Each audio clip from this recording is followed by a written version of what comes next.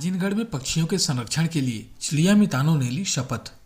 Keshkal one मंडल अंतर्गत विश्रामपुरी में चिड़िया मितानों के लिए एक दिवसीय प्रशिक्षण कार्यशाला का आयोजन किया गया था।